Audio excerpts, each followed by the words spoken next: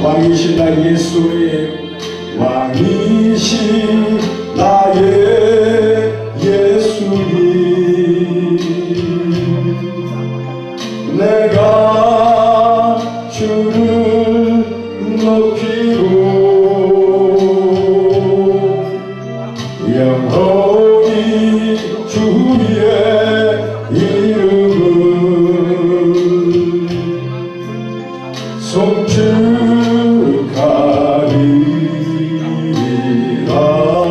왕이 성령님, 당신 나의 성령님, 아멘 아멘. 내가 주를 높이고 영원히 주의 이름을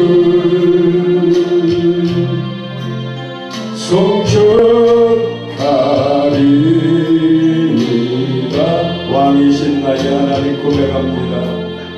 왕이신 나의 하나님, 할렐루야. 내가 주를 높이고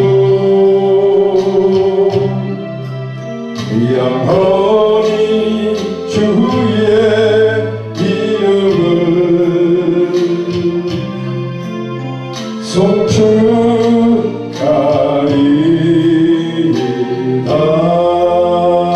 끝으로 한번 더 고백합니다. 왕이신 나의 하나님, 예수님의 심장으로 고백합니다. 내가 주를 높이고 영원히 예를 주리라.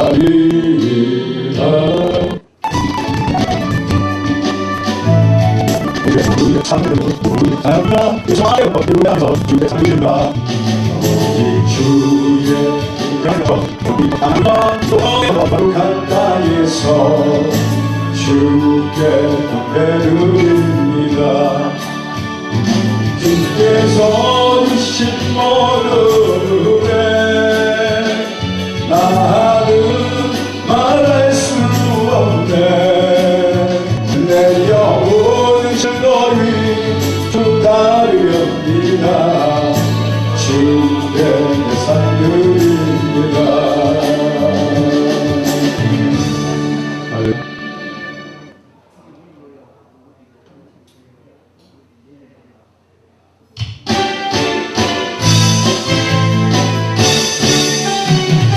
나와서 찬양해, 나와서 찬양해, 사랑을 주신 그 찬양해, 사랑해 우리 주님, 생명 주셨네. 소리쳐 찬양해, 기쁨을 주시는 우리와 찬양의 제사 드리며 주님께 건배하네. 나와서 찬양해, 찬양해, 찬양해 주님, 찬양해 주님 우리 왕. 나와서 찬양해, 찬양해, 찬양해 주님, 찬양해 주님 우리 왕. 나와서 찬양해, 사랑을 주신 그 찬양해, 사랑해 우리 주님, 생명 주셨네. 소리쳐 찬양해, 기쁨을 주시는 우리와 찬양의 제사 드리며 주님께 경배해. 아멘 아멘. 나와서 찬양해, 찬양해, 찬양해 주님, 찬양해 주님 우리 왕. 나와서 찬양해, 찬양해, 찬양해 주님, 찬양해 주님 우리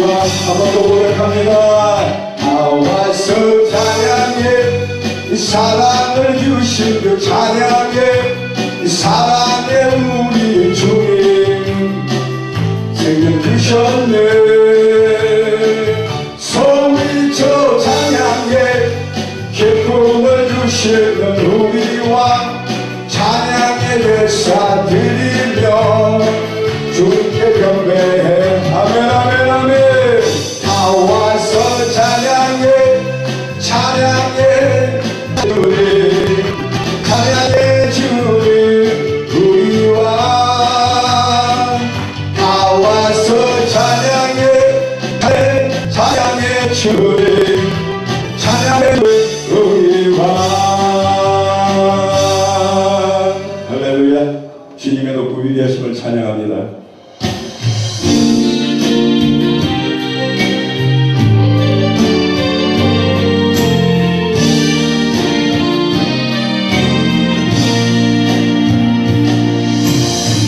어두운 시절 지날 때 기분한 집에 그런 부르시며 간직하는 우리네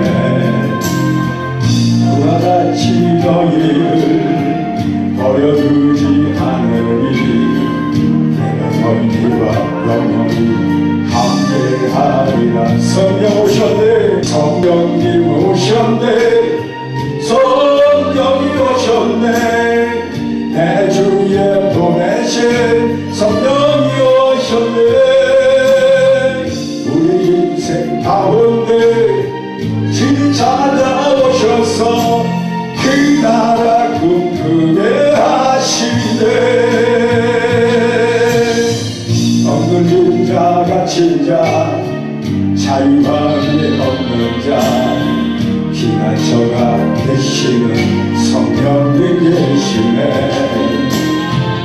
주의 영이 계신 곳에 참 자유가 있다네 주님의 영이신 성령님 오셨네 성령 안에 성령님 오셨네 성령이 오셨네 내 주에 보내신 성령이 오셨네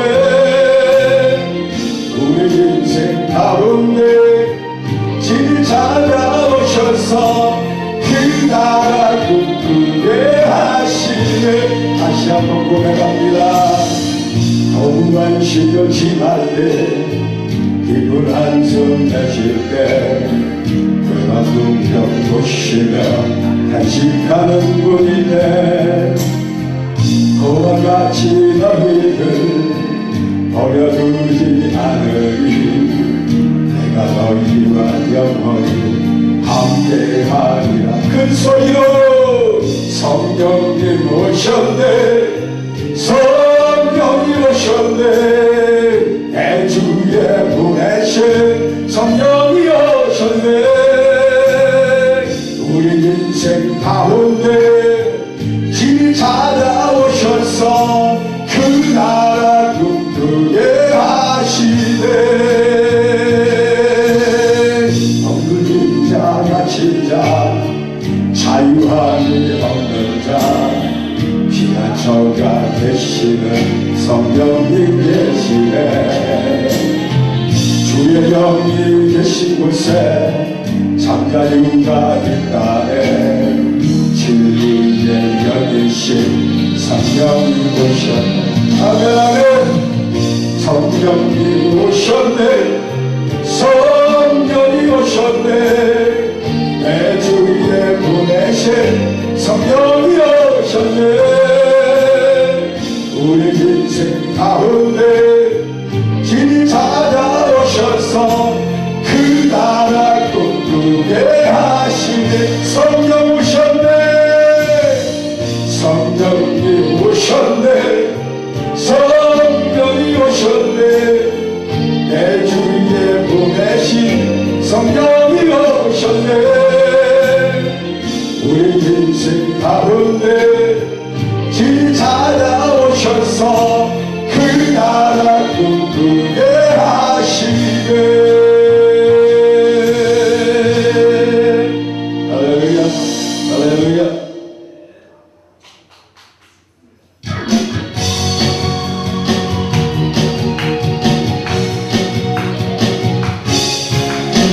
아버지가 나를 내가 나의 영으로 모든 백성에게 구원 주리라. 자녀들은 예언할 것이요 청년들은 환상을 보고 아비들은 꿈을 꾸리라. 주의 영이 임하면 자녀들은 예언할 것이요 청년들은 환상을 보고 아비들은 꿈을 꾸리라. 주의 영이 임하면 성령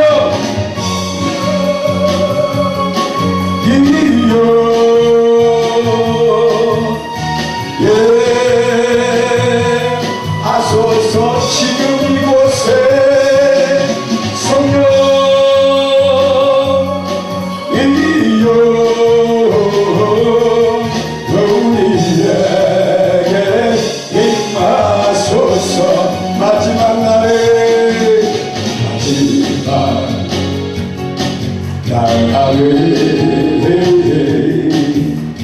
내가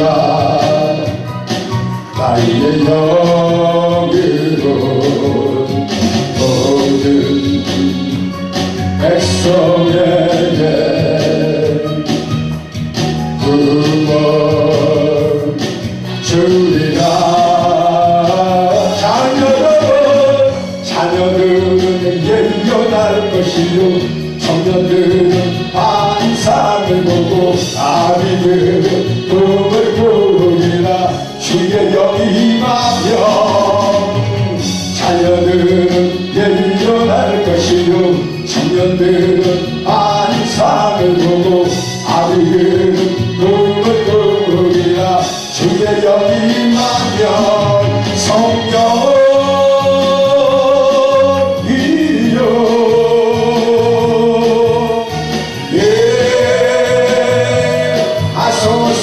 지금 이곳에 성령 이여 우리에게 임하소서.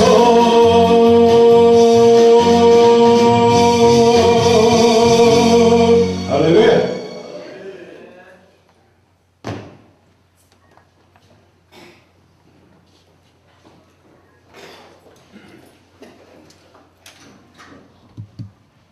맛있게 드셨어요? 네. 이쪽은 맛있게 드셨어요. 네. 이제 오전 마지막 시간이긴 하지만 또 아마 가장 중요한 시간이 되겠습니다.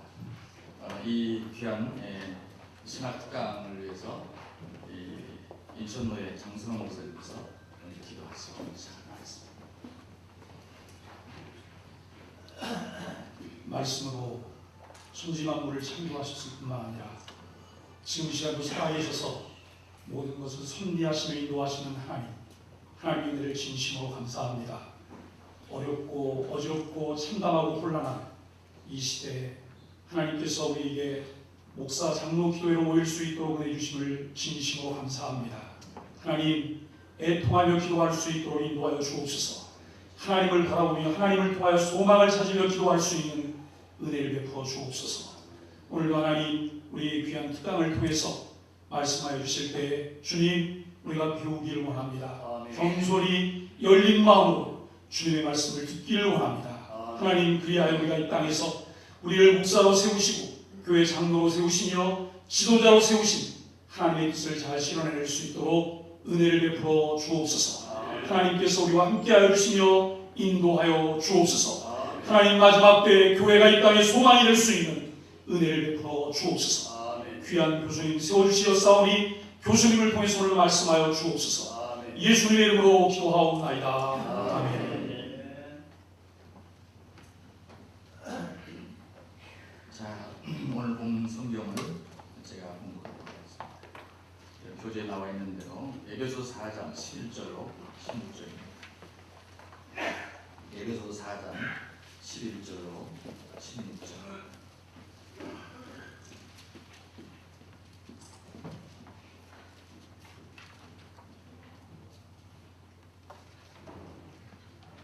제가 이 성경 본문을 여러 성경이 있는데 성경 공유에서 나온 바른 성경으로 제가 공유하도록 하겠습니다.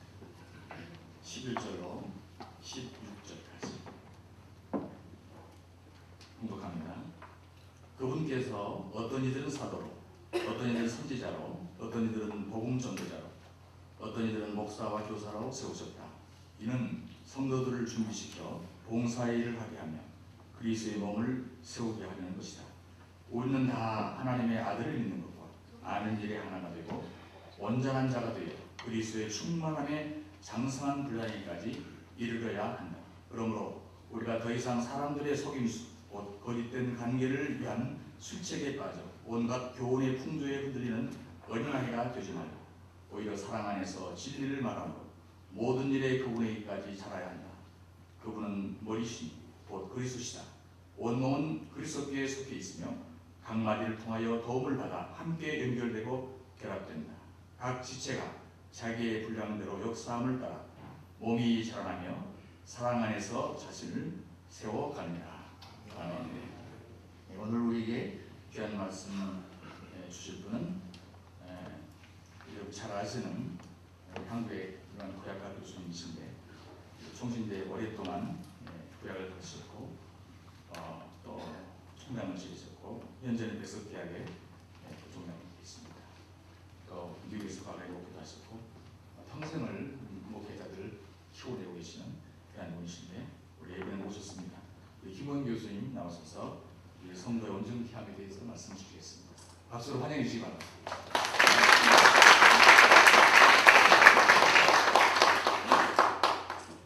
금방 들어온 소식입니다. 여러분 기뻐해 주시기 바랍니다. 우리나라가 70년 만에 통일되었습니다.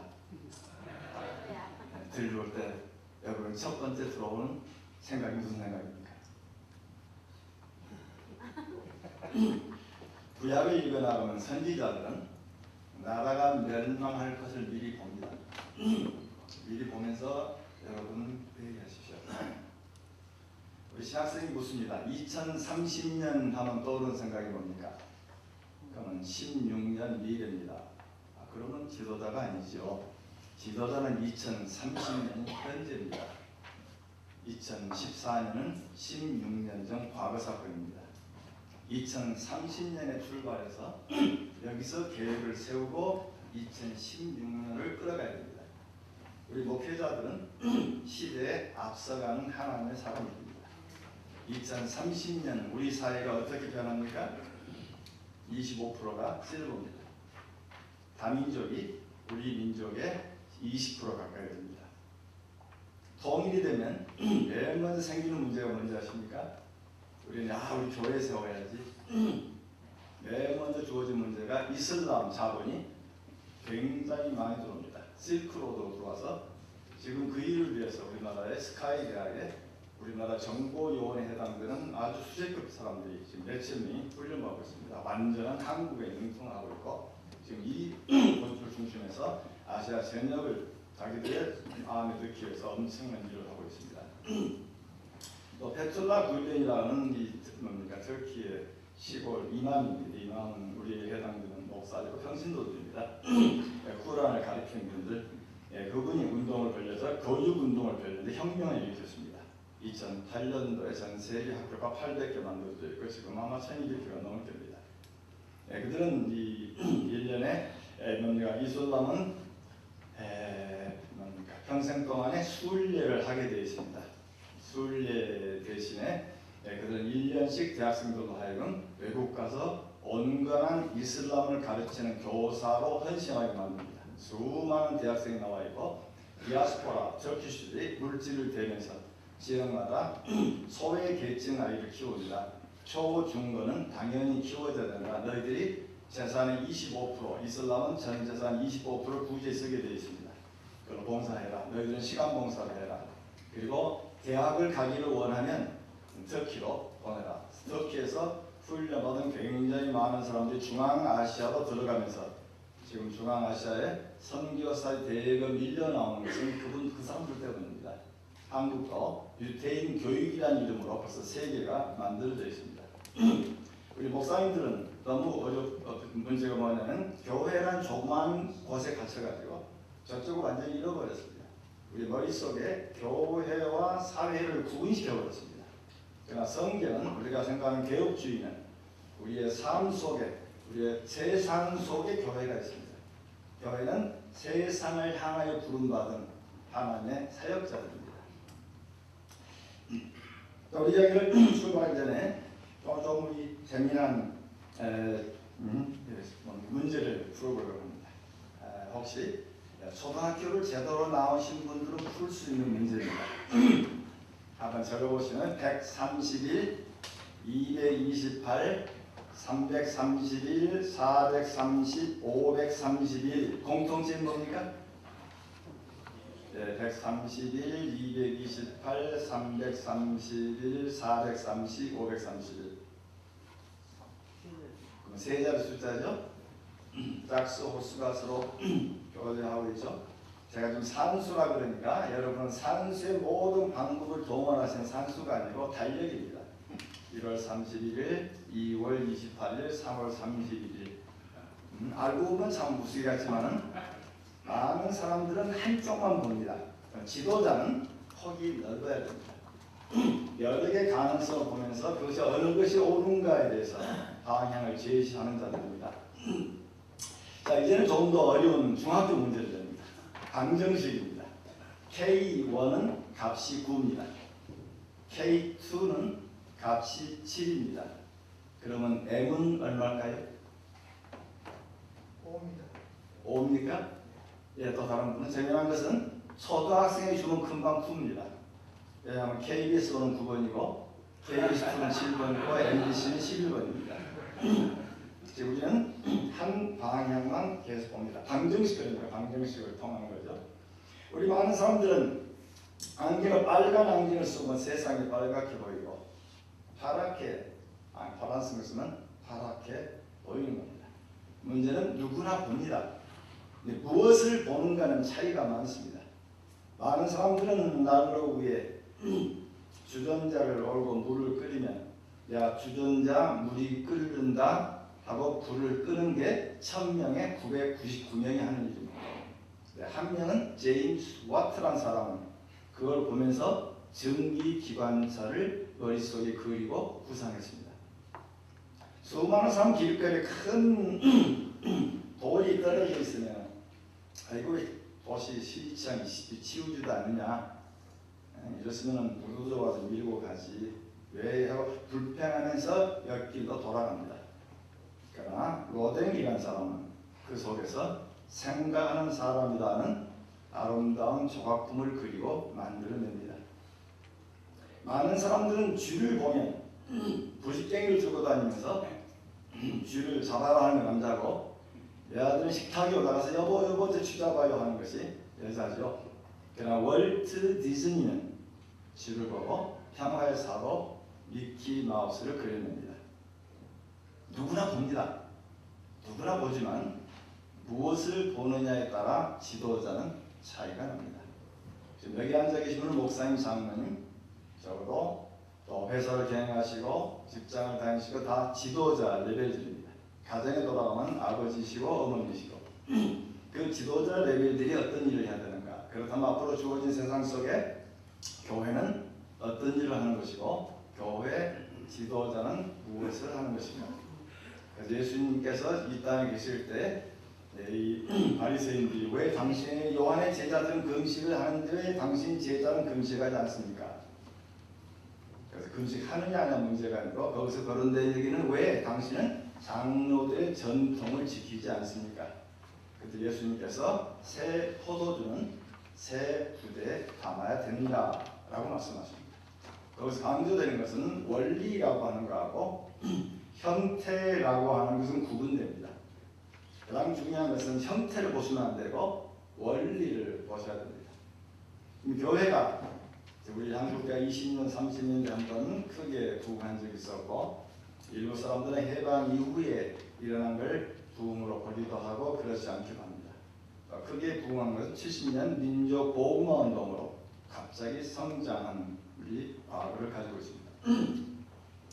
지금은 교회가 이제 서서히 무너져가면서 어려움을 겪습니다. 예상으로는 우리 한 세대는 아주 급격하게 넘어졌다가 아마 30대 지도자를 통해서 다시 한번 일어나지 않겠는가. 그래서 우리 연세에 드신 분들은 아마 그 다음 세대를 일궈 세우는 지도자를 세우는 일에 우리가 최선을 아마 다해야 되지 않겠는가. 그래서 저는 종종 우리 이 신학도들에게 제 나이로 봐서 2030년인데 현재지만 여러분의 나이로 보면 2050년이 현재야. 그러니까 여러분들이 예전에 우리 어렸을 때 추억에 배터리가 없어서 앞에 플라이휠을 돌리는 게 있습니다. 어른 두 사람이 추억 앞에 가서 막대 꺾고 뭡니까? 거기 서서 하고 엔진 걸고 부르릉 하면 그 다음에 차를 하루 종일 몰고 또 그 다음날 되면 또 부르릉 하는 우리 추억 기억나시죠? 그럼 현재 우리 교회는 바로 그렇습니다. 40대, 30대를 그 운전대 앉혀놓으시고 그 다음에 우리 50대, 60대들은 엔진 걸어주고 우리는 주님 앞에 갈 겁니다. 저는 그들에게 얘기합니다. 당신들이 다시 교회를 이렇게 세우고 꽃을 피우시기를 바랍니다. 그래서 굉장히 많은 헌신들을 요구하고 합니다. 우리들은 이 세상의 변화에 대해서 너무 좀 둔감하지 않는가. 예전엔 교회가 사회를 앞섰습니다. 앞섰기 때문에 여러 가지 많은 점에서 교회 사회가 끌어갔는데 이제는 사회 변화에 대해서 우리가 너무 뒤집는 모습을 많이 가지고 있습니다.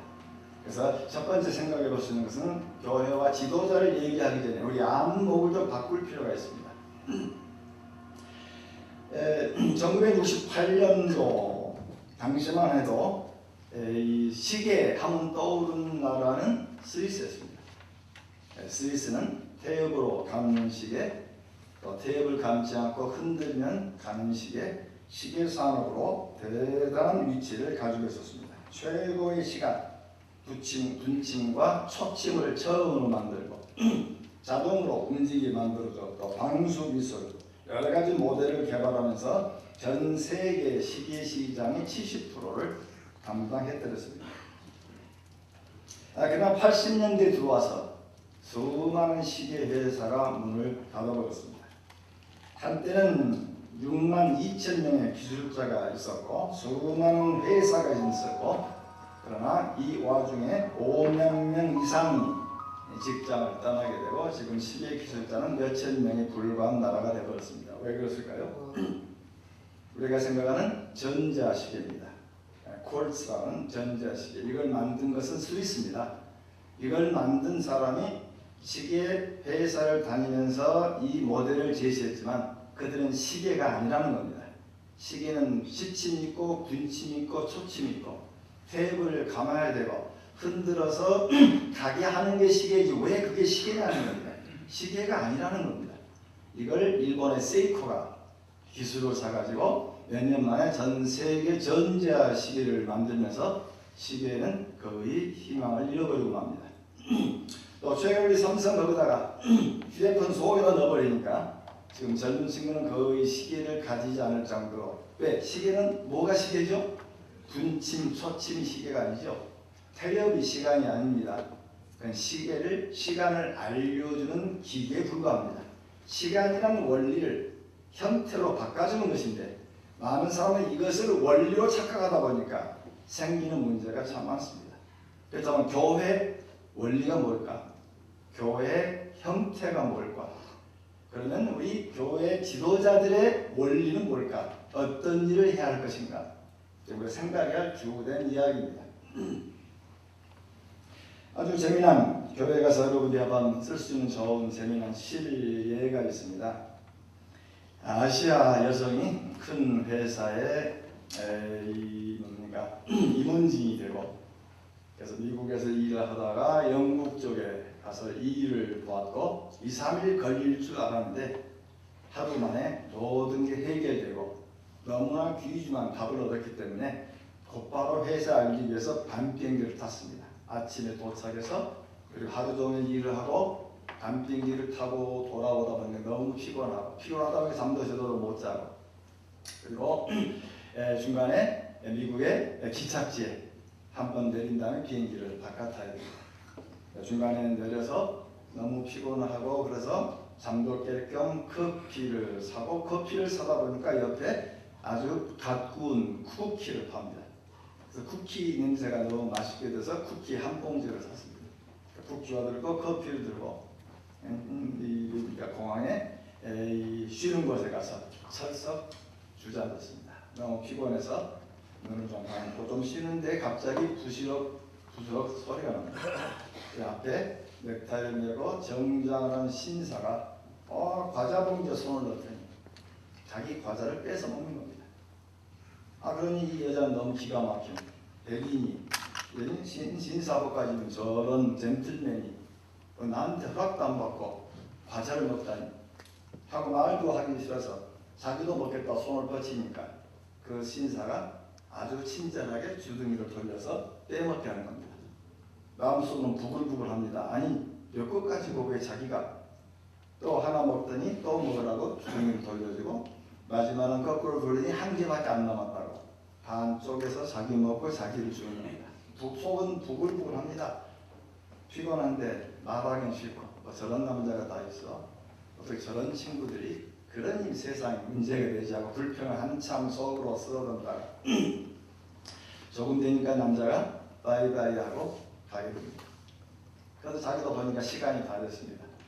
그래서 가방을 들고 그리고 이제 자기 비행기를 타려고 탑승구에 서서 그러면 기착을 하게 되면 플라스틱 카드를 하나 주죠. 탑승권을 주죠. 탑승권을 빼려고 딱 가방을 열었더니 과자 봉지가 그 핸드백 속에 있는 겁니다. 갑자기 생각이 바뀝니다. 그 전까지는 죽일 놈, 나쁜 사람, 저런 사람이 그러는데 갑자기 이 내 걸 보다 보니까 결국 저 사람 참 좋은 사람이네. 전혀 불평하지 않고 끝까지 반쪽은 나눠주었네. 다시 한번 만났으면 좋겠네. 지금 시야가 바뀐 겁니다. 많은 사람은 한쪽으로만 봅니다. 그러나 지도자는 넓은 틀에서 바라볼 수 있어야 합니다. 적어도 우리 목회자는 주님의 눈으로 세상을 바라보고 계셔야 됩니다. 우리 많은 분들은 옆에 교회를 보고 야 나도 건물을 지으면 부자 장로가 있었으면 나도 교회를 지으면 교인들이 더 많이 올 텐데 다른 게 프로그램을 보고 프로그램을 잘 운영하면 더 많이 올 텐데 그러나 주님은 옆에 있는 교회를 보게 말씀하지 않았습니다. 옆에 있는 프로그램이나 건물을 보게 하지 않으셨습니다. 주님은 아직도 한국에 믿지 않은 사람이 4천만이 넘습니다. 기독교 아무리 많이 잡아도 현재는 850 잡고 그 중에 이단이 200만을 계산하고 있습니다. 캐톨릭 300만 하지만 아무리 많아도 진짜 기독교 1000만이 안 됩니다. 말도 4천만 이상이 불신자입니다. 아무리 교회 지역에 예수를 많이 믿어도 서울, 서초구, 강남구가 약 주민의 35% 40%가 기독교인이지만 기독교인이 많다고 자랑하는 마이크 60%가 안 믿습니다. 부산은 5%밖에 안 믿습니다. 95%가 안 믿습니다. 우리 화랑지역은 기독교인이 상당히 높은 지역입니다만 30% 정도 계산하죠. 그러면 70%가 믿지 않습니다. 그러면 이 주변에 인구가 몇만인가 몇천입니까? 아직도 예수를 모르는 사람이 80% 90% 해당됩니다. 우리 교회 모든 목표는 거기에 출발해 줘야 되는데 우리는 출발이 어디서 나옵니까? 인간과 인간의 경쟁에 출발합니다. 주님이 보시는 것은 하늘 위에서 바라보는 것은 아직도 믿지 않은 일이기 때문에 교회를 더 세우기를 원하시고 지금도 하나님 강권하셔서 사역자를 부르시다 보니까 정은 경쟁률 5대1, 장신은 6대1, 제가 있는 백석도 3대1입니다. 그럼 왜 하나님이 이렇게 많은 사람을 사역자를 부르실까? 저는 신학생에 도전합니다. 교회는 5만 개, 목사는 15만 명, 신학교 30년간 문 닫아도 목사 수급된다. 그런데 왜 하나님은 왜 우리들을 부르셨을까? 믿지 않은 4천만 때문에 부른 것이지 기존 교회 목사 모자라도 부른 것 아니다. 그래서 교수님들에게 교회 개척학을 필수로 넣자 총신에서부터 열심히 얘기했는데 백석이가 7년 동안 그 꿈을 이루지 못했습니다. 자기 과목 가르치는 게 우선입니다. 자기 과목이 먼저가 아니고 지도자는 한국 땅 전체를 보고 있어야 됩니다. 아시아 전체를 보고 있어야 됩니다. 우리 한국 5천만이 전부 백석을 들어서 공부하시고 목사 돼서 선교사로 중국 가서 풀어놓으면 흔적도 없습니다. 14억 인구 중에 5천만 풀어도 흔적도 없습니다. 주님은 아직도 우리에게 정말 지도자로 보게 하신 것은 30년 미래를 먼저 가게 하시고 그리고 30년 뒤에 변화될 우리 사회가 어떻게 변할 것을 미리 보게 하십니다. 그러면서 우리가 어떻게 준비할까? 그럼 앞으로 저는 지금 제 속에 제 마음에 마음 이야기 2030년의 교회가 어떻게 변해야 될까? 어떤 교회가 되지? 많은 학생들은 교회 그러면 십자가 있고 첨탑이 있고 장의자가 있고 그리고 있는 교회당을 구성하지만 그것도 1970년 80년대 갑자기 교인 수가 하나님의 폭발적으로 늘어날 때 그리고 부동산이 서서히 오르기 시작하면서 하나님이 썼던 그 당대 방법이고 형태이지 원리는 아닙니다. 원리는 백성입니다. 많은 사람이 또 형태, 교회 그러면 떠오른 게 장의자, 시설.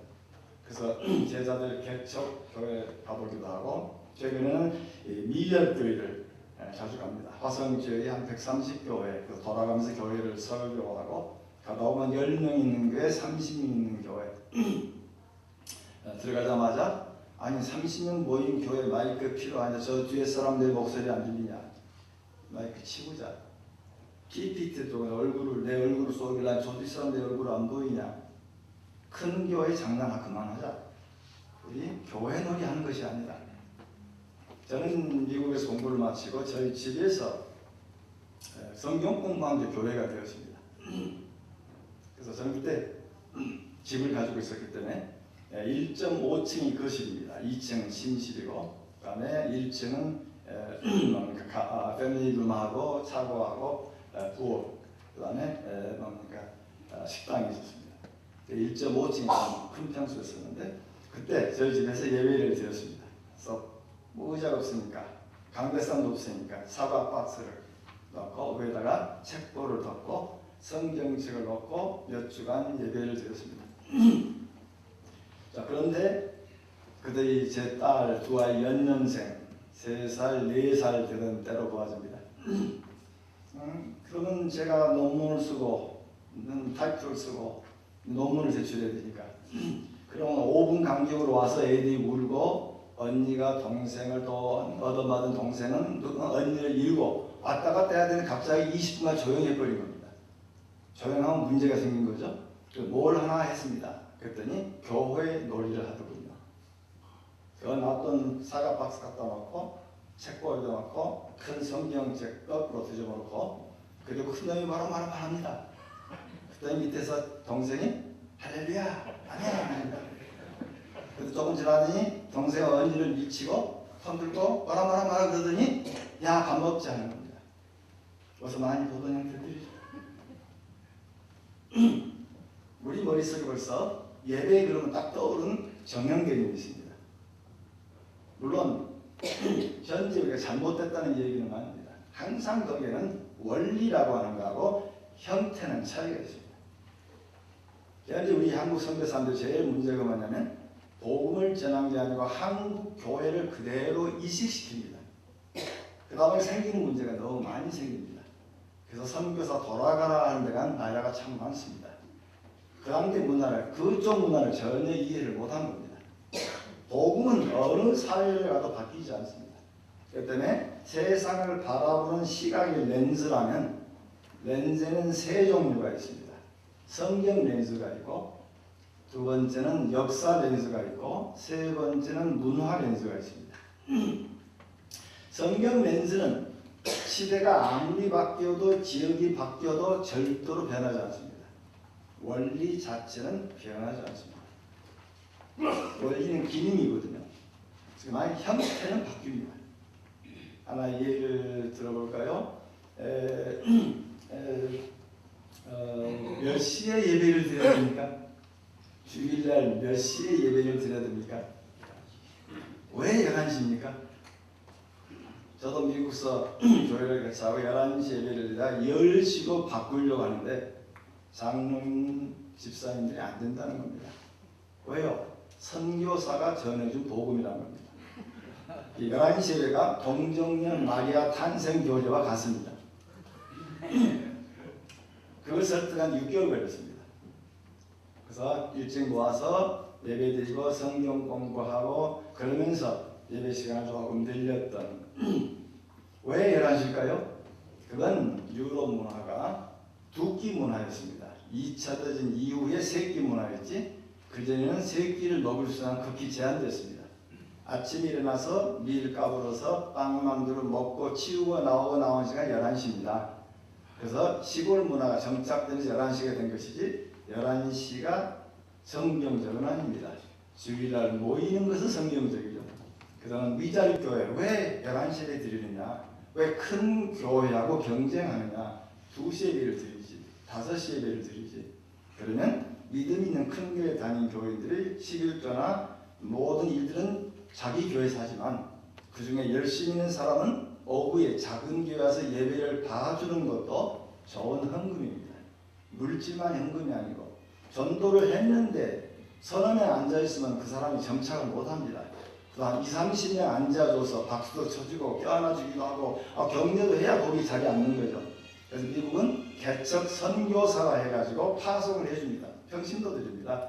가서 작은 교회를 도와주고 교회가 세워지기 전에 1년 전에 그 지역 가서 잔디를 깎아주고 노인들을 봉사해주고 그러면서 교회가 정착하게 만들어준 평신도 선교사들이 많습니다.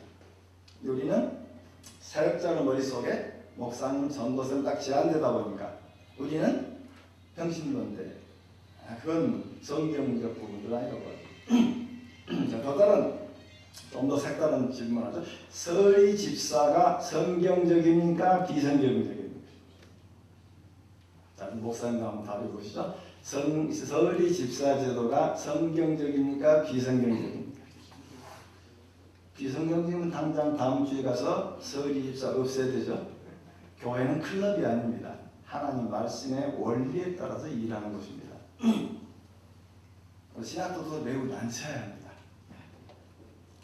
자, 성경에 서리 집사란 말은 없습니다. 그러면 삼위일체가 없다 해서 삼위일체를 부인합니까?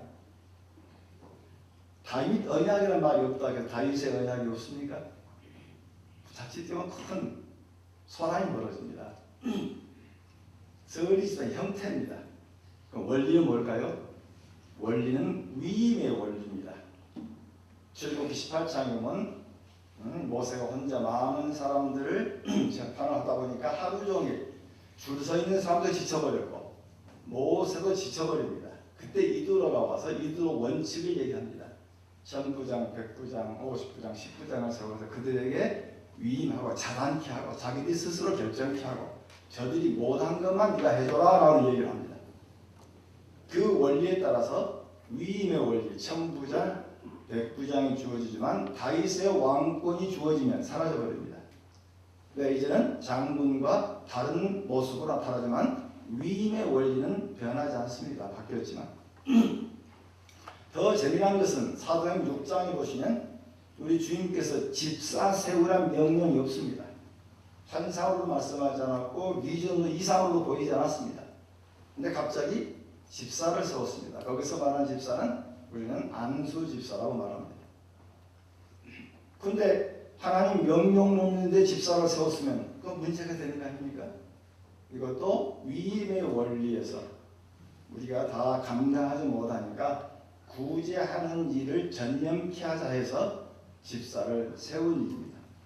그래서 미국 교회는 큰 교회 장로 40명, 50명 돼도 집사는 10명 이상 안 됩니다. 집사는 이 뭡니까? 물질 문제만 손을 댑니다. 그 다음에 장로는 물질 문제를 손을 못 댑니다. 또 강단 아래 권한은 장로가 아니고 강단 위에 권한은 목사이기 때문에 1년 지나도 장로가 강단에 오는 일은 거의 없습니다. 안수를 받지 못하면 강단에 못 올라오는 규칙이 그들은 기능입니다. 저 얘기 같은 친구끼리 야자하기도 하고 장난도 많이 하지만 목회자로 딱 일을 시작하면 pastor라고 불러야 되고 yes sir, would you please라고 존대해 줍니다. 나이 관계없으면 기능이기 때문에. 그러나 끝나고 나면은 다시 또 친구들입니다. 저는 신학교도 그런 얘기를 합니다. 강단 위의 권한은 주님이 주신 권한이니까 어른들, 장로님 하면서 잘못했을 때 꼬질 수 있다. 그러나 강단 아래를 내려오면 그들이 어른인데 거기를 숙이고 어른 대접을 해주면 그러면 그럴수록 저분들이 목회자의 거기를 숙이게 되는데 우리들은 강단 미스터 목사, 강단 미스터 목사다 보니까 참 어려운 일이 많이 벌어진 일들입니다. 가끔 많은 장로님들 전화 와서 요새 신학생들 무슨 호로닥들 키우느냐고 우아래도 모르는 놈들 무슨 막 화를 내시고 진정하시라고 무슨 일이시냐고 그랬더니 그 학교가 나온 애들이 이제 그 목사 얼마 안 되는데 자기 80먹은 권사님들이 권사님 다 밥 줘요. 그래서 아니 권사님이 화가 나시기 와서 저는 삼지 목사님하고 막 하니까 듣다 못해가지고 전화를 하시는 경우입니다. 하나 예들이죠. 분명히 성경서는 교회의 원리라고 하는 거하고 형태가 항상 구분되어 있습니다. 그래서 서리 집사는 역사 문맥을 벗어나서 문화 문맥입니다. 한국에만 있는 겁니다. 위임의 원리를 한국에는 서리 집사 또 거기만 있는 게 아니죠. 우리 최근에 목자 또는 셀 리더, 구역장 전부 위임의 원리를 그 교회에서 변형시킬 겁니다. 다시 말하면 원리는 바뀌지 않았습니다. 형태가 바뀌었습니다. 그럼 그 형태는 다른 교회 가면은 적용되지 않죠. 그 교회는 다른 형태를 쓰고 있기 때문에 예를 들면 서리 집사들 즉 형태이기 때문에 여기 집사원들이 저를 가서 집사하지는 않죠. 대신 안수 집사나 장로를 인정하는 것은 그건 그러니까 다른 의미에서 인정이 되는 부분이죠. 그 때문에 해석에서 이렇게 말씀합니다. 원리하고 형태는 항상 구분해줘야 됩니다. 그 때문에 항상 우리의 지침은 원리가 무엇인가? 성경에서 말하는 원리가 무엇인가? 우리가 전부 답을 기울일 필요가 있습니다. 최근 들어와서 우리 교회가 많이 바뀝니다. 그래서 21세기를 들어오면서 갑자기 순간적으로 사회가 바뀌어버렸습니다. 우리 앞선 노무현 대통령이 참 잘한 일 중에 하나가 권위주의를 없앤 건 참 잘했는데 하다가 자칫해서 권위까지 죽여버렸습니다. 권위는 원리입니다. 권위주의는 형태는 잘못됐습니다. 그때 저도 나이가 들어가다 보면 종종 전체관에서 우리 내 또래 좀 위에 되는 분들이 젊은 애들에게 다투다가 뒤끝이 딸리면 니는 애비도 없냐? 니는 우아래도 없냐? 벌써 말하는 것은 자기가 지고 있다는 이야기입니다. 우리 어른 세대는 수직 구도를 가지고 있었습니다. 그때는 연세 맞는 좌우 비슷한 만나면 몇 회입니다. 장로교는 어느 신학교를 나와도 횟수가 같습니다. 저도 젊습니다만 총신 67회입니다. 굉장히 빠른 연도에 속합니다. 근데 우리들은 무한리가 있죠. 언제 한번 노회 강사하러 갔더니 내 친구가 불러서 갔더니 끝나고 나서 점심을 하더군요. 점심을 먹는데 앞에 우리가 한 대선 넘님이 계신데 내 친구가 첫 마디가 야 잘 있었어? 그랬더니 이분이 연세가 드신 분인데 예. 제가 쿡 찔렀습니다. 우리보다 연세가 많아. 우리 5년 후배야. 수직문화가 있는 거야. 언제 한번 예루살렘에 갔더니 우리 합동쪽 목사님이신데 서울에서 목회하시고 자기를 이름을 아는데 누구인지 기억 못하겠습니다. 교수라고 그랬더니 더 묻지도 않고 갑자기 저한테 하대를 하는 겁니다. 자기 교인이 500명이 넘는 교회라고 정말 당회장이시더군요. 하대를 하는데 2번, 3번 만나다 보니까 내가 내 동기가 누가 내 친구인데 그분 내 동기라고 딱 얘기를 그럴 때 그다음부터 내 곁을 안 오는 겁니다. 보니까 내 후배였던 겁니다. 수직 문화가 있는 문화입니다. 그러나 중요한 것은 지금 젊은 층에 가면 수직 문화가 없습니다. 성신도 1990년 이후로 나온 제자들 만나면 제가 몇 해더라? 제가 무슨 학번입니다. 몇 년도 졸업했습니다. 지금은 사회가 수평구도로 바뀌었습니다. 지도자는 옛날 형태를 고집하는 게 아니죠. 정경이라고 하는 것은 마음속에서 우러나오는 것이지 옛날처럼 외적인 걸로 누리지 못합니다. 나 박사다, 나 어느 학교 나왔다, 나 몇 해다, 나 몇 살이다, 그거 중요한 얘기는 아닙니다. 지금은 젊은 사람들은 그 문화 가지고 있지 않습니다. 종종 내 친구들 얘기합니다. 지금 나오는 신학생 선후배도 없고 말이야, 이 나쁜 사람들. 그건 시대를 이해 못한 사람입니다. 지도자는 시대를 먼저 가셔야 됩니다. 그렇다고 해서 수직을 없앤다는 얘기는 아닙니다. 내가 그들을 섬겨주면 그들은 고개를 숙입니다. 거기서 주님의 권위가 나오는 것이지 외부 이야기로. 강단 위에서 목사는 헌법에 지정하고 뭐라 얘기하는 이미 목사가 힘을 잃은 사람입니다.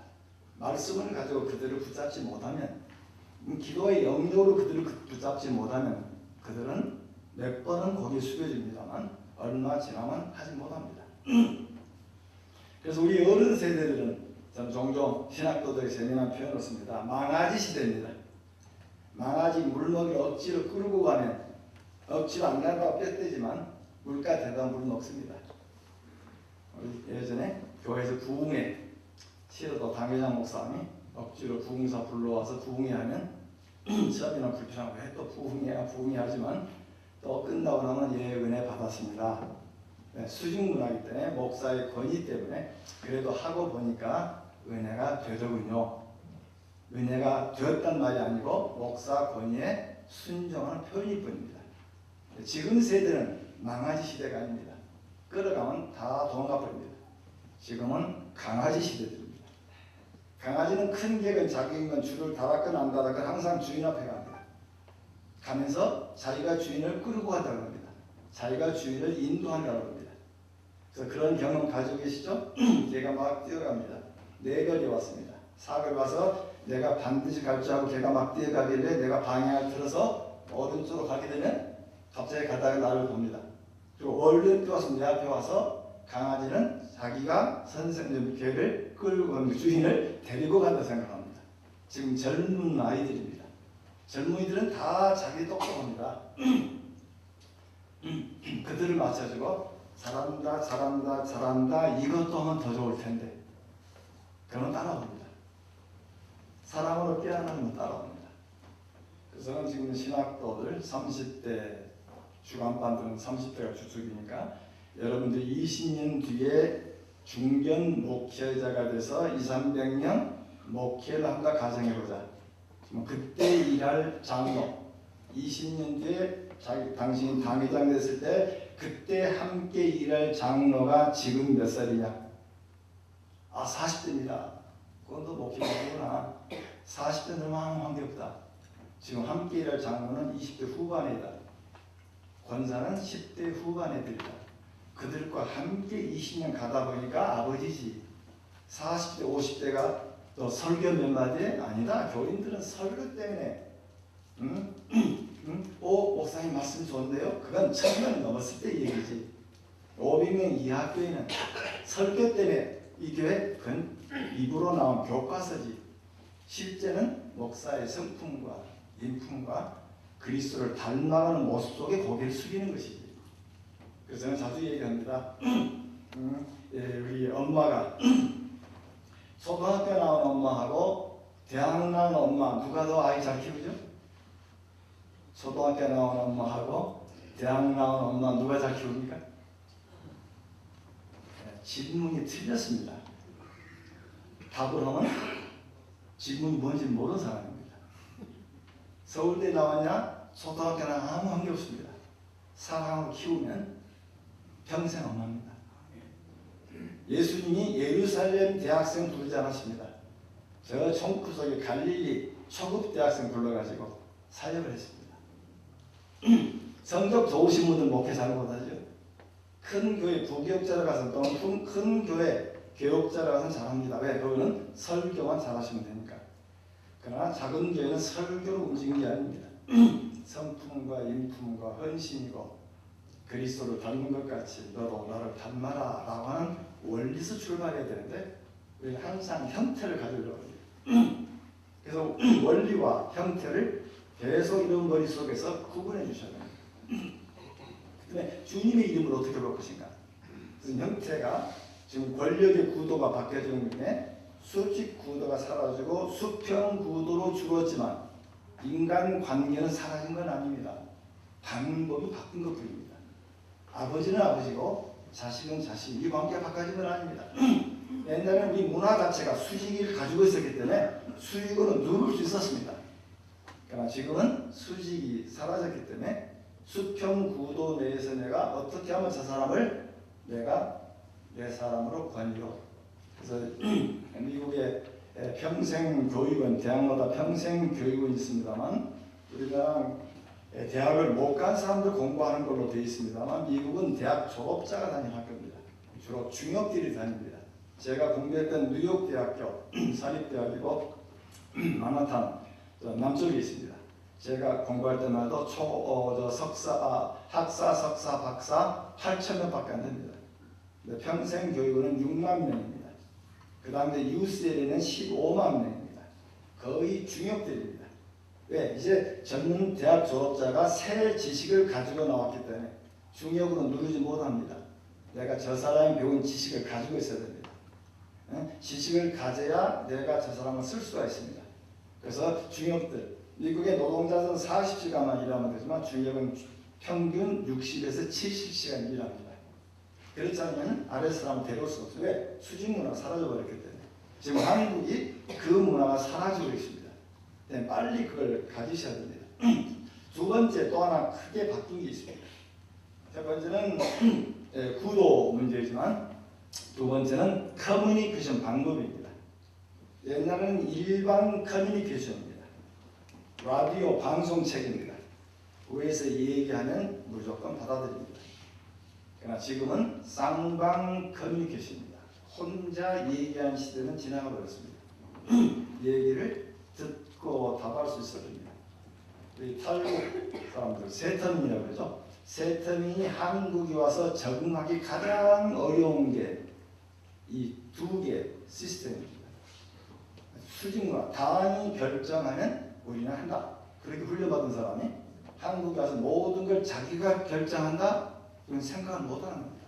무슨 말인지는 모릅니다. 사람들은. 또 다른 두 문제, 일방 원리하고 쌍방 원리를 전혀 이해 못합니다. 왜? 몸에 배인 게 명하면 하는 것이기 때문에. 그래서 우리 어른들은 뭐 먹을까? 식당 가면 나도란 메뉴가 있습니다. 한 사람이 시키면 나도. 근데 젊은 아이는 그렇지 않습니다.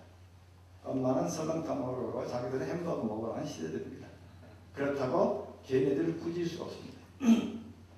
저도 아이들을 미국에서 키우다가 한국에 데려왔습니다만 집사람이 이 영산의 미 8군의 의사로 군인으로 일하다 보니까 아이들을 미군 태양에서 가르쳤습니다. 한국말도 알고 영어도 아는데 애들은 미국 애들입니다.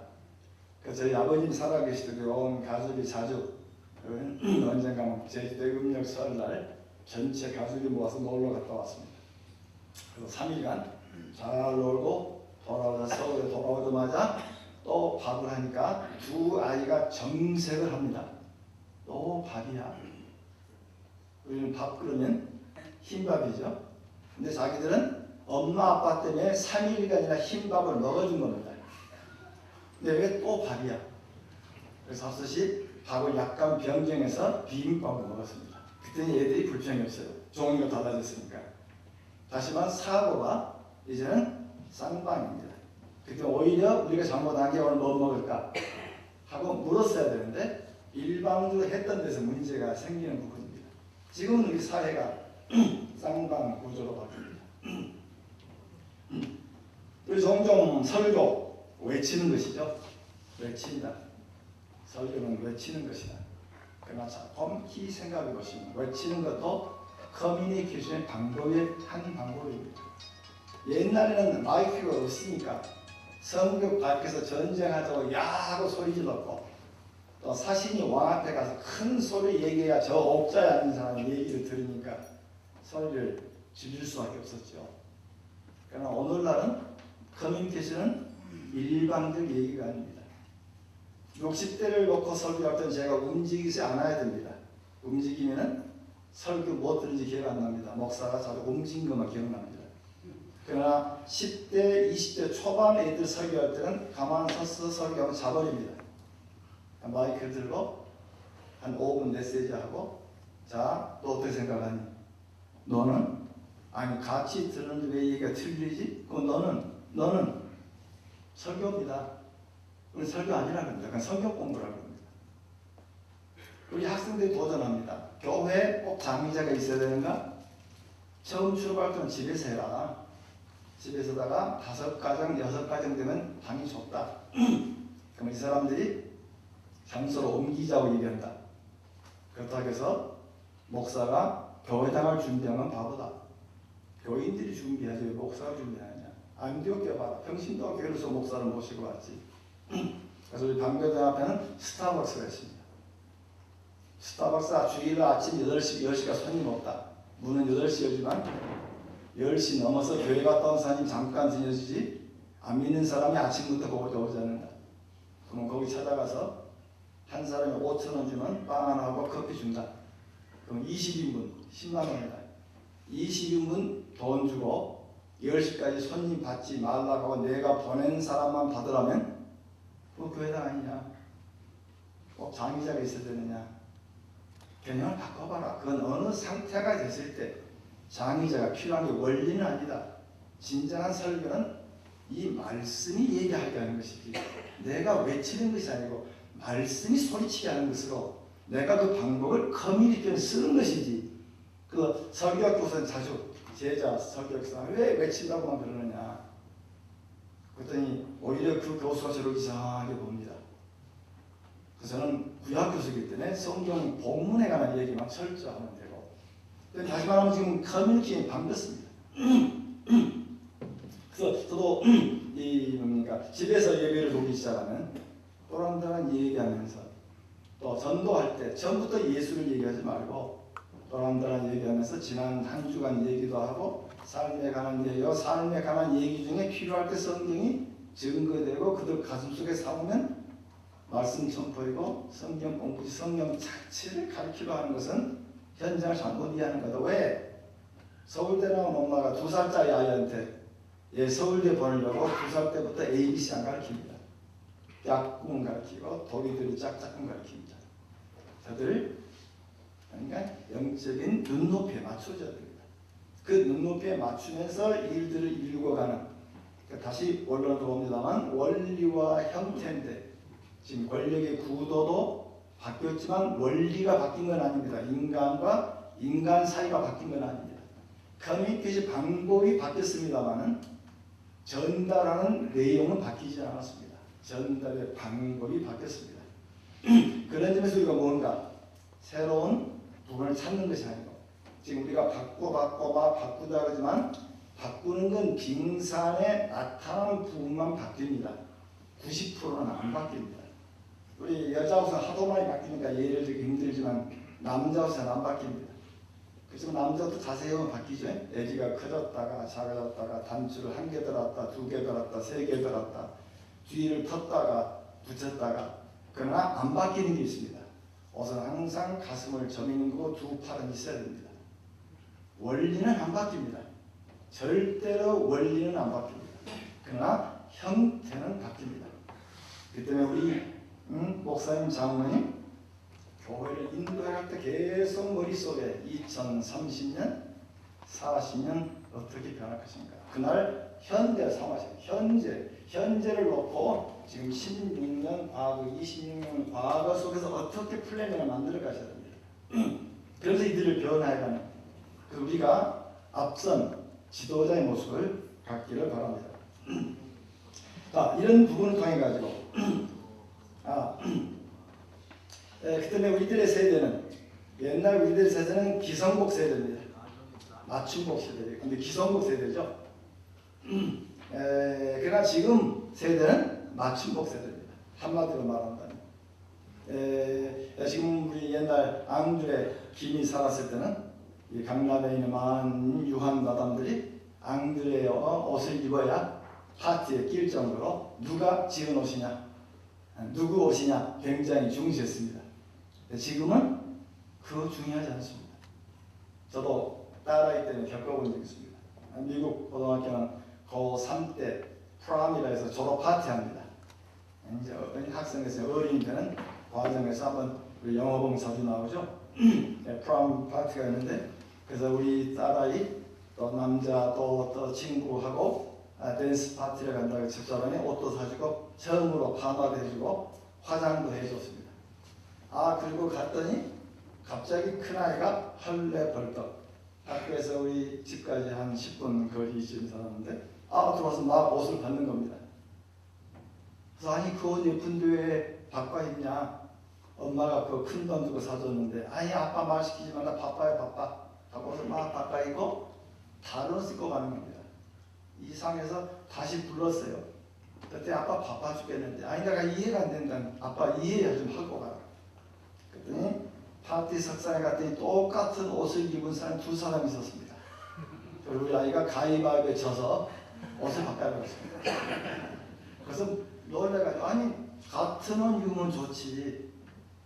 그때 우리 아이가 어떻게 같은 장소에 같은 시간에 똑같은 옷을 입을 수가 있냐는 겁니다. 지금 사고가 바뀌었습니다. 그래서 옷을 벗고 발가벗고 본 게 아니잖아요. 옷은 입었습니다. 원리는 가지고 있지만 형태는 바뀌어갑니다. 자, 그렇다면 우리 머릿속에 한번 그림을 그려보십시오. 앞으로 2030년 교회는 어떻게 변하죠? 15년 전만 하더라도 이 휴대폰으로 텔레비를 본다는 생각은 아무도 생각하지 못했습니다. 과학자들도 꿈에 그리지 않았습니다. 오늘날 텔레비가 이 안에 들어왔거든요. 지금은 20분만 주면 스마트폰으로 전 세계 방송이 됩니다. 20분만 주면은 내가 스마트폰 놓고 설교하면 전 세계 방송이 됩니다. CBS, CTS 안 가도 됩니다. 지금은 시대가 바뀌었는데 그 바뀌는 이야기를 많이 이해하지 못합니다. 그래서 우리의 문화 바뀌는 속도 매우 빠르죠. 한때는 IT, 전자문화, 그러다가 BT는 바이오죠. 유전공학이 발전되기 시작하고 NT는 뭘까요? 나노테크놀로지입니다. 원자, 분자보다 더 작게 난 원자 단위로 쪼개가지고 합성하면 생물질이 나와버립니다. 지금 나노 단위가 돼서 우리 약물도 우리 몸속에 암에만 바로 투척하면 되는 기술이 지금 거의 완성 단계로 가는 줄 알고 있습니다. 또 ET가 있습니다. 에너지 테크놀로지입니다. 지금 에너지가 문제가 참 많죠. 그러나 과학자들은 그렇게 많이 고민을 하지 않습니다. 신문에서만 그러지. 과학자들 예를 들면 달러의 헬륨, 이 H2라고 하는 헬륨이 있는데 그 헬륨 10kg만 가져오면 우리 지구가 1년 쓰는 전기를 만들 수가 있습니다. 그것이 산소로 바뀌는 과정에서 엄청난 에너지를 주는데 이론은 되어 있습니다만 어떻게 달에서 또는 다른 항성에서 가져오는가가 문제가 남아있는 것이고 스스로 어떻게 작은 용기로 가둘 것인가 문제를 가지고 있어 이론은 되어 있습니다. 그러나 변화돼도 에너지나 원리는 바뀌지 않습니다. 최근에는 CT가 있습니다. 한류 문화가 세계를 바꿉니다. 이런 변화 속에 아무리 바뀌어도 하나님, 죄, 그리스도, 구원, 재림은 안 바뀝니다. 그 때문에 지금 제 제자들한테는 유학 가지 마라. 죽어버린 독일교 왜 배우냐? 죽어가는 미국교 왜 배우냐? 또 공부 끝나고 오면은 선생님 시간 자리 하나 주세요. 어떡하냐? 백석에도 신학 PhD가 120명 있는데 이분들도 10시간 다 못 채워서 지금 절전했는데 아니다. 너 목회하고 목양하고 겸임교수로 들어와라. 목회하면서 그러면 너는 진짜 교수고 학자다. 실제로 서구서 배운 학문을 다시 한국에 적용해보고 적용된 신학으로 너가 목소리를 높이면 너는 세계적 학자가 된다. 왜? 전 세계 20대 아이들이 IT로 찌든 나라는 없습니다. IT에 빠지다 보니까 신의 개념이 없습니다. 하나님 개념이 없는 아이들에 가서 하나님을 얘기하고 그들이 예수 믿고 그들이 변화되는 이야기를 네가 원리화시킨다면 너는 세계 최고 학자다. 서구는 그 문화부터 지금. 근데 왜 죽어버린 이야기를 왜 배우고 가냐? 개념을 조금 넓혀보십시다. 문제는 어느 곳에 가도 성경의 원리는 안 바뀝니다. 지금 세상이 변화되니까 형태가 바꿔가는데 우리 목회를 오래 하시다 보면 내게 익숙한 형태가 원리라 생각합니다. 비근한 예를 들어보죠. 우리 개혁교단에서는 복음성가 부를 수 있습니까? 공예배 때 복음성가 부를 수 있나요? 네, 결정은 아마 안 될 거라고 알고 있습니다. 공예배는 복음성가를 부르지 않는다는 게, 특히 고시는 공예배, 수요예배나 주일 오후 예배나 절대로 복음성가를 못 부르도록 총회 결정이 되어 있습니다. 저는 일산에 가면 베델교회 있습니다. 한번 구경 가보시면 그 교회가는 복음성가는 부르지 않고 찬송가를 부르는데 찬송가 부르는 속도가 비트가 100입니다. 비트가 100이면 쿵짝쿵짝쿵짝 굉장히 빠릅니다. 저도 음악을 굉장히 좋아하는데 따라갈 수 없는 게 이게 다시 한번 찬송을 부르면서 비트만 빠른 겁니다. 문제는 찬송가가 아니고 음악이 바뀌고 있습니다. 우리는 비트가 좀 늦어야 됩니다.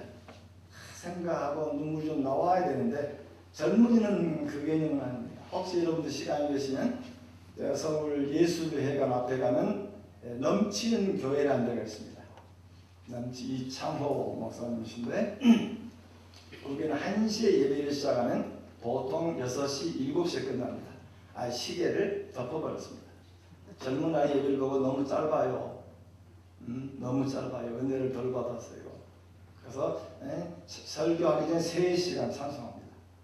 찬송하고 기본 찬송가도 부르고 복음성가도 부르고 1분 와서 손을 들고 와서 굴고 1분은 또 와서 앞에 댄스를 하고 우리 장로님들 목사님 받아들이기 참 힘들겠습니다. 그리고 2시간 설교인데 정말 딱딱한 교리 설교입니다. 구원이 뭐냐, 성화가 뭐냐, 칭의가 뭐냐. 근데 그 설교를 전혀 부담 없이 다 듣습니다. 그리고 나서 거기에 말씀 듣고 회개하게 만들고 기도하고 통회하고 나서 다시 회개와 그 다음에 찬송 1시간, 2시간 흩어집니다. 그 목사님이 얘기합니다. 이들은 주중에 모일 수가 없습니다. 퇴근이 밤 10시입니다. 지금 와서 은혜 받지 못하면 그들은 일주일 동안 살지 못합니다. 어른들 오면 이거 예배 아니라 그럽니다. 저도 처음 가서 1시간 듣다가 찬송이 안 끝난 바람에 나왔다가 그 다음에 갈 때는 제가 마음을 먹고 예배 끝날 때까지 앉는다고 1시에 가서 앉았는데 설교 끝나니까 6시거든요. 그 뒤에도 1시간은 참석 못하고 나왔습니다. 근데 그 사람들 기타 치는 사람이 NT 기독교인데 여기서 예수 믿었습니다. 기타를 치는데 머리는 투구 머리 하고 있습니다. 무지개색 머리한 친구들도 있고 별 아이디 다 앉아있는데 그들은 공통적인 그리스도 얘기입니다. 제가 이상한 얘기 한 겁니까? 교회가 다 그렇게 가자는 얘기는 아닙니다. 형태를 살리면 그들하고 호흡이 됩니다. 현재 우리 교회는 그들 다 밀어내고 있습니다. 뉴욕에 오시면 리디머 교회 팀 켈러 목사님 교회 26개 개척했습니다. 그분의 교회 마나탄 중심에는 리디머 교회가 헌터 칼리지 강당을 빌렸었는데 그 예배 시간은 2번 드리는데 전통적 예배입니다. 예배가 1시간 반입니다. 꼭 뉴욕 가시면 꼭 가시기 바랍니다. 아주 전통적인 성경 교도, 기도 교도까지 합니다. 아주 전통적 예배를 드립니다. 아마 한국교회가 그렇게 드리면 혹시 이단 소리 들을지도 모릅니다. 우리 한국교회는 이미 한국의 토착화된 예배 형태를 가지고 있습니다. 서로가 굉장히 차이가 많습니다. 그런데 오후 3시가 되면 저 마나탄 남쪽에 히스패닉 남미에서 올라온 사람들 예배를 드릴 때는 넥타이 풀고 청바지 입고 올라갈 때 2손 끼거리 올라갑니다. 보통 없습니다. 그들 문화를 맞추고 있습니다. 그들 문화와 같이 맞추면서 원리, 복음을 그들 언어로 쓰고 있습니다. 지금도 기억납니다. 80년 초반에 총신됐을 때 아이들이 축제 때 북을 치고 장구 치니까 어른 목사 이 나쁜 놈들 이 어디서 북을 치고 장구를 쳐? 그때 나중에 국외 가니까 국외도 오후 예배 때 북 치더군요. 원리라면 바뀌면 안 됩니다. 형태를 다시 말합니다. 지도자는 10년, 15년이 빨라야 됩니다. 저들 머리에 앉아서 주님의 눈으로 저들을 보고 계셔야 됩니다. 그럴 때 우리 교회가 어떻게 되는 것입니다. 그래서 지금은 휴대폰, 지금 영어 못한 거 후회 안 하셔도 됩니다. 앞으로 5년 이내가 되면 휴대폰이 영어하고 한국어를 완벽하게 통역해 줍니다. 지금 스페인어하고 영어는 100% 됩니다. 내가 스페인어 얘기하면 얘가 영어로 얘기해 줍니다. 이제 한글도 누가 만들고 계신지 압니까? 누가 영어 한글을 바꿔줍니까? 저를 보시면 안 되죠. 저는 구약 교수입니다. 저는 창세기를 가르치는 구약 교수입니다. 그걸 구글이 만들고 있습니다. 최고 책임자가 한국분이고 기독교인입니다. 김영이라는 박사입니다. 지금 컴퓨터 용량이 커지기 때문에 우리가 말한 모든 대화, 모든 문자는 네덜란드에서 모으고 있습니다. 거기다가 인식 능력, 우리가 눈으로 보고 말로 바꾸는 논리 구조를 넣어주면 얘가 혼자 말을 합니다. 혼자 번역해주고 지금은 90% 정도 번역이 됩니다. 그래서 아버지가 아버지는 구분하지 못합니다. 그러니까 조금 지나면 이 일이 곧 벌어집니다. 그래서 이게 한 5년 되면 한글과 영어로 변할 수 있어. 그랬더니 앞서간 학생이 묻습니다. 그럼 우리 교구는 어디입니까? 우리 교구는 어디입니까? 전 세계가 교구입니다. 지금 평택이 교구가 아닙니다. 시대는 바뀌어지고 전략이 바꿔지고 생각이 바꿔지면 지도자는 원리를 현장에 맞춰서 전하면서 그들의 심성을 가져오는 것이 중요한 방법입니다. 자, 그렇다면 오늘 본문을 중심으로 해서 자, 그럼 우리의 교회는 뭘까? 그다음에 우리 지도자는 뭐 하는 것일까? 오늘 에베소 4장 1절부터 16절까지 본문입니다만은 11절부터 16절까지 읽었습니다. 자, 그 말씀을 자세히 보시면은 성경을 볼 때가 항상 에베소 전체를 보셔야 됩니다. 그래서 성경 읽기 방법을 조금 바꾸시기를 바랍니다. 에베소서 1장을 읽고 그 다음 2장을 읽지 마시고 에베소 1장 읽은 다음에 2장을 읽으시라면 1장, 2장을 읽으시고 3장을 읽을 때는 1장, 2장, 3장을 읽으시고 4장을 읽을 때는 1, 2, 3, 4를 읽으시고 마태복음 1장 읽고 그 다음에 1장, 2장, 1장, 3장, 1장, 2장, 4장 그럼 머릿속에 성경 구도가 들어옵니다. 그럼 마태 또는 바울이 전체를 어떻게 보았냐는 그림이 들어옵니다. 이 그림 없이 설교하면 본문이 딴 데로 가버립니다. 그다음에 에베소 전체를 바라보시면 1, 2, 3장은 교회 이야기입니다.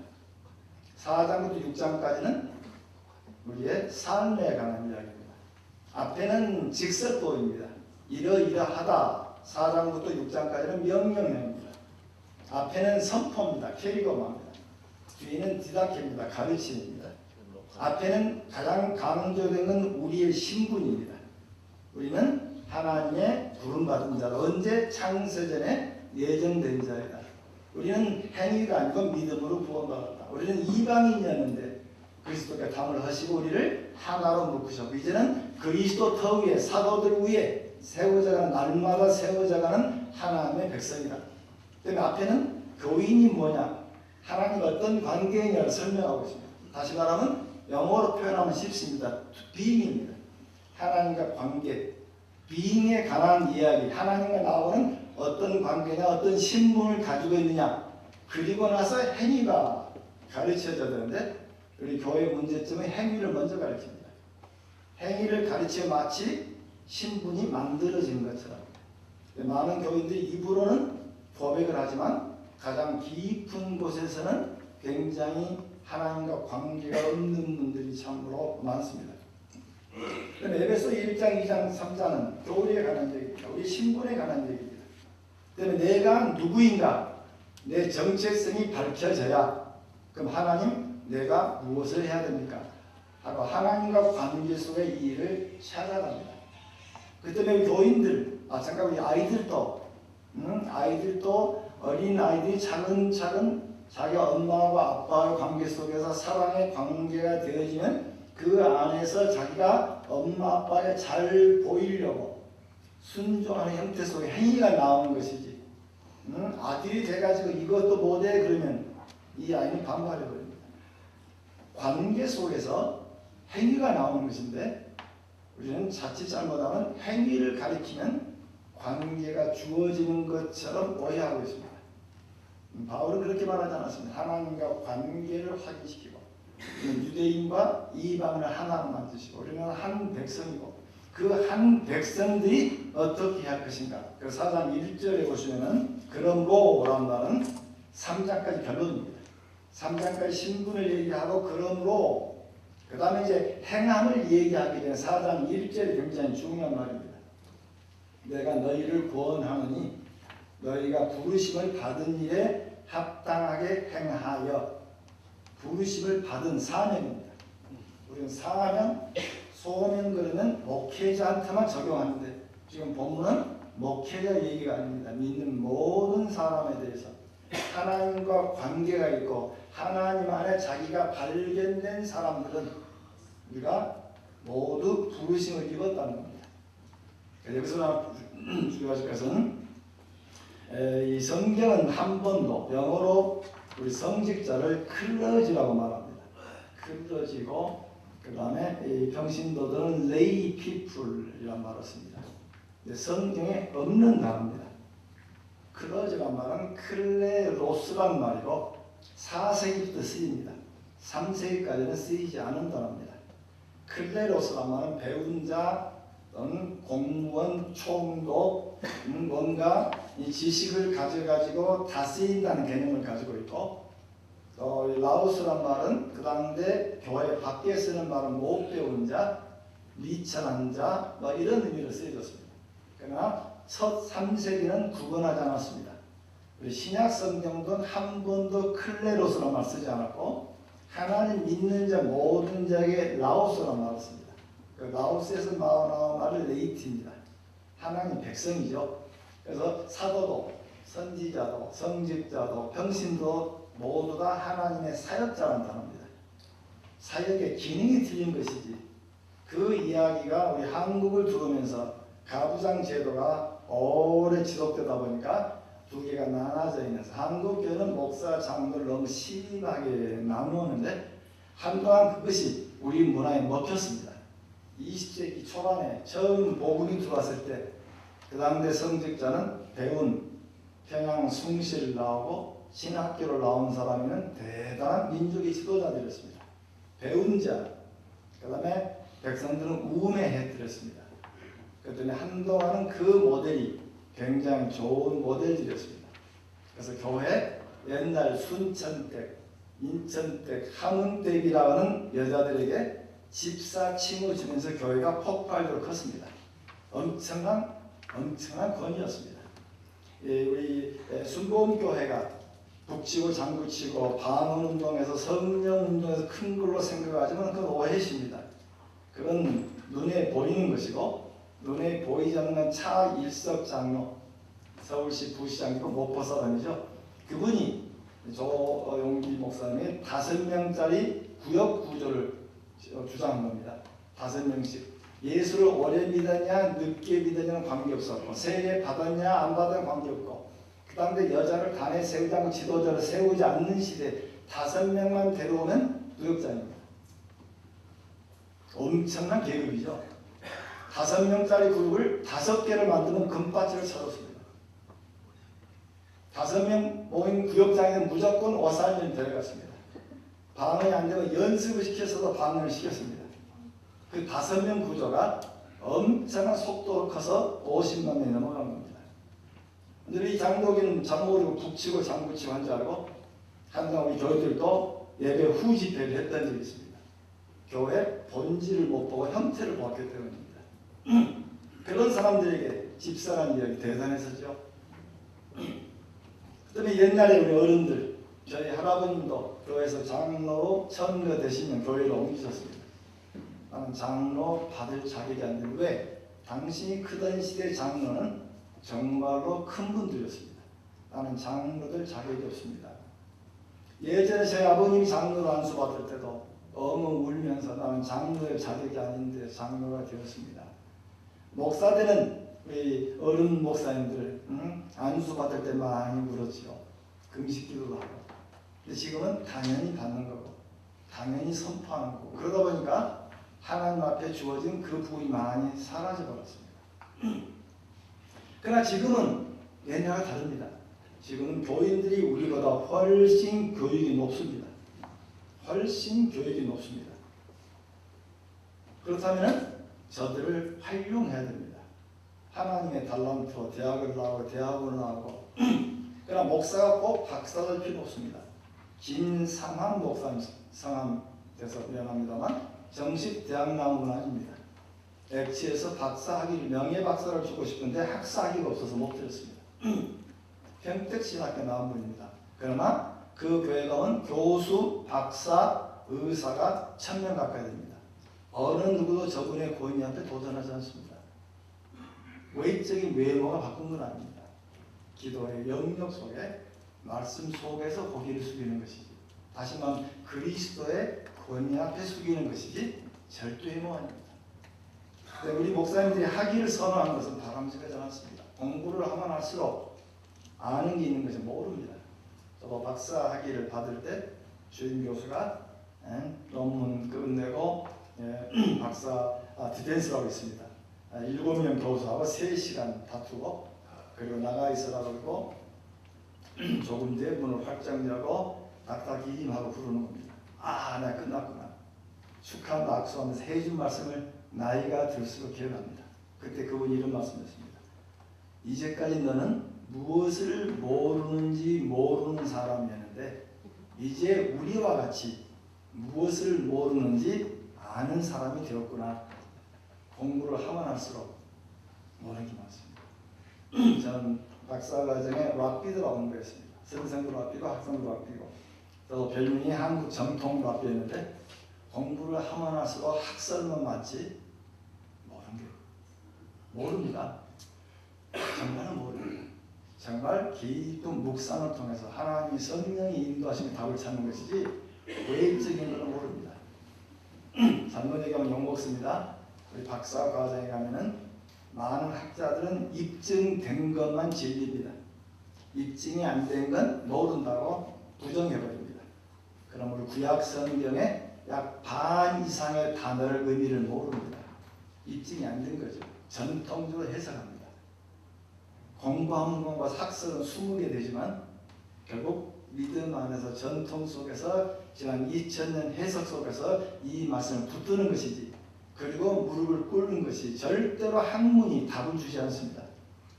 진정한 신뢰는 무릎 꿇고 기도하면서 주어진 영적 능력이 없으면 그 영적 능력이 말씀으로 주어지지 않으면 그건 힘이 없는 것들입니다. 본문에 뭐라고 말합니까? 우리 그러므로 그리스도의 신분을 가진 자도 우리 모두가 다 목회자나 그리고 우리 평신도 모두가 다 하나의 부르심입니다.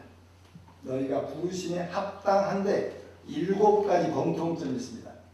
2절부터 보시면 4절에 몸이 하나요, 성령도 하나요, 소망도 하나요, 주님도 하나요, 믿음도 하나요, 세례도 하나요, 하나님도 한 분이시니 우리 모두가 다 믿는 자가 기능에 관계없이 하나님의 한 부르심에 한 주님이 한 성령님이 우리를 부르셨고 그럼 왜 부르셨는가?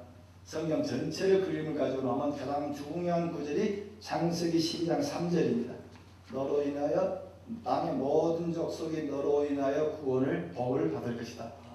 이 말씀이 출애굽기 19장에 가서는 너희를 제사장 나라로 왕같은 제사장으로 거룩한 백성으로 특별한 소유로 불렀나니 교회라고 하는 것은 세상 속에 있습니다. 세상을 떠나지 않습니다.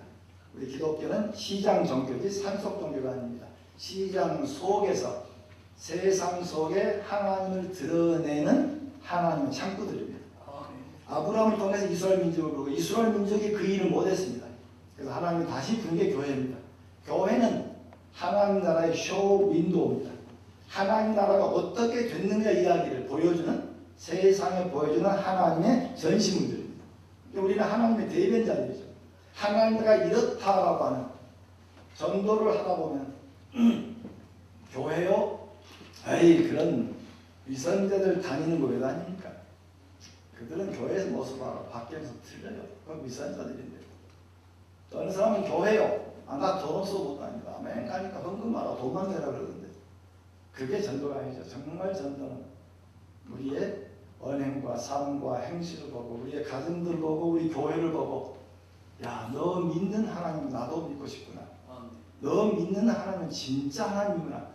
당신을 보니 정말 하나님은 살아계시군요. 그게 복음이죠. 그 삶의 공동체에서 전도가 주어지는 겁니다. 사도행전을 다시 읽어나가시면 전도가 먼저 있지 않습니다. 공동체가 먼저 있습니다. 바울이 전도 가서, 바울은 베드로처럼 몇천 명을 회개시키지 못했습니다. 노방전도 전국 회당 중심, 말 길을 알아듣는 사람 속에 찾아가서 회당에 되면 10번 중에 9번은 쫓겨나옵니다. 쫓겨나오지만 빈손으로 나오지 않았습니다. 소수의 믿는 분이 데려와서 함께 공동체를 만들고, 그 다음에 공동 가족 중심이니까 가족을 만들고, 그들 통해서 변화가 되니까 믿는 사람이 맨 먼저 누구를 데리고 옵니까? 이 좋은 사랑의 공동체, 자기 형제를 데리고 오고 자기 이웃을 데리고 오는 겁니다. 그러면서 그 사이 속에 보호 형태가 나간 것이지 전도 기술이 바꿔지는 건 아닙니다. 먼저 하나님이 공동체를 만드시, 그 공동체가 교회입니다.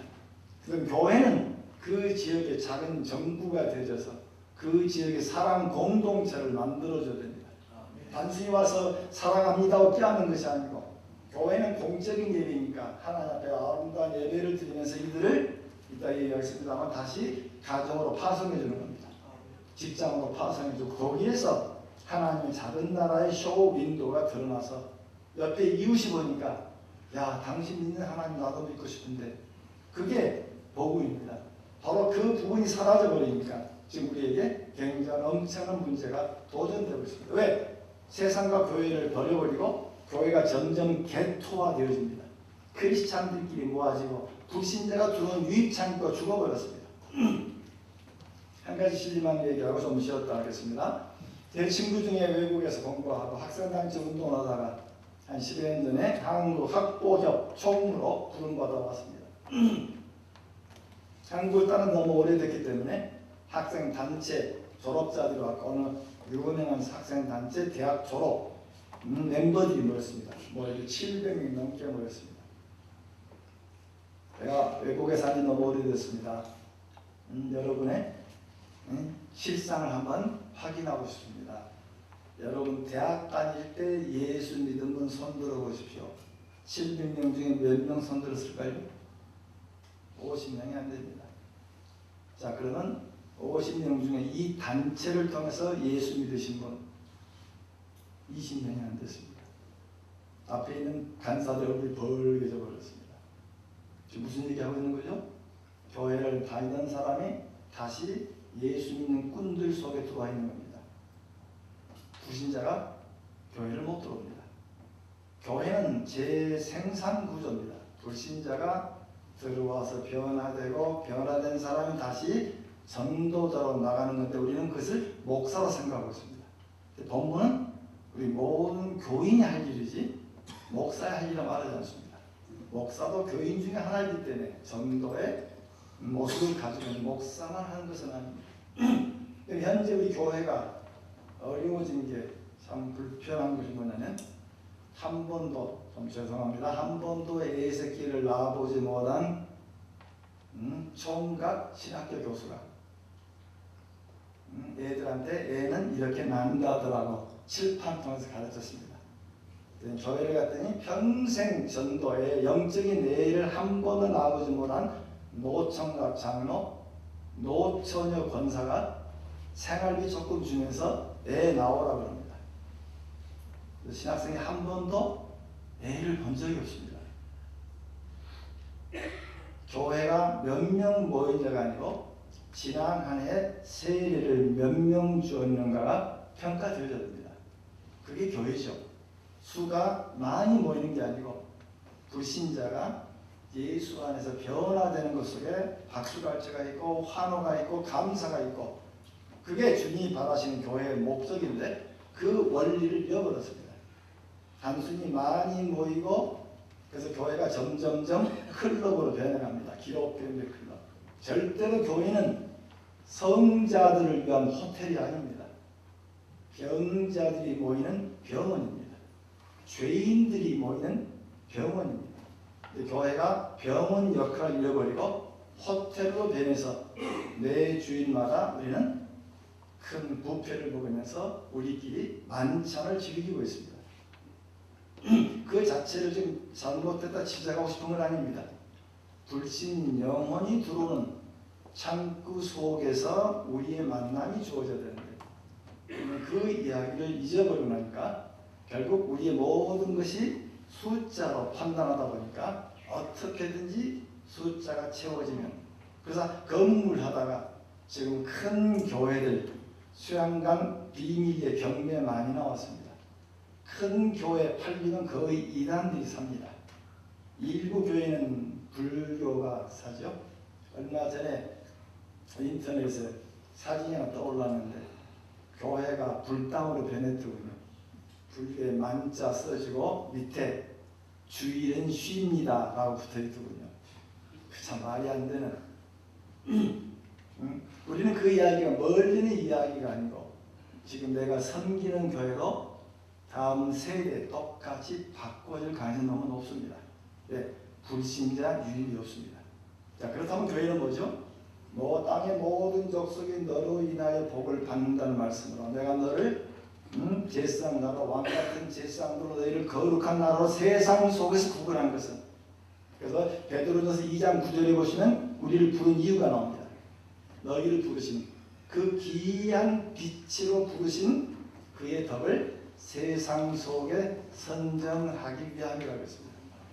사도행전을 다시 한번 연구해 보시면 사도행전은 분명히 복음이 있었고 복음의 공동체가 있었고 공동체가 확장되어 가면서 말씀이 커져간 겁니다. 그다음에 성경은 예루살렘에 시작해서 사마리아 유다로 사마리아 땅끝으로 근데 우리는 예루살렘에 시작된 복음이 사마리아로 오면 예루살렘 잊어버립니다. 팔레스타인에 시작된 복음이 그리스로 로마로 스페인으로 저쪽은 다 잊어버렸습니다. 미국으로 이제 미국이 쓰러지기 시작하고 한국으로 이제 한국은 넘어져야 중국이 커갑니다. 복음은 계속 하다 보니까 예루살렘이 죽어버립니다. 지금 우리 선교사님들 내 친구들이 은퇴하고 돌아올 때가 되는데 돌아오니까 이분들의 노후를 감당 못하던 교회가 쇠약해져 버렸습니다.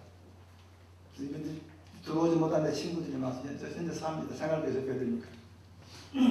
지금 우리 점점점 근데 성경은 그렇게 말씀 사도행전은 예루살렘도 부흥해가고 있고 부흥의 여파가 유대도 부흥해가고 유대도 부흥해가면서 사마리아가 부흥했고 사마리아가 부흥해가면서 땅끝으로 갔지 이걸 버려가면서 한 건 아닙니다. 왜? 재생산 구조가 계속 일고 있었습니다.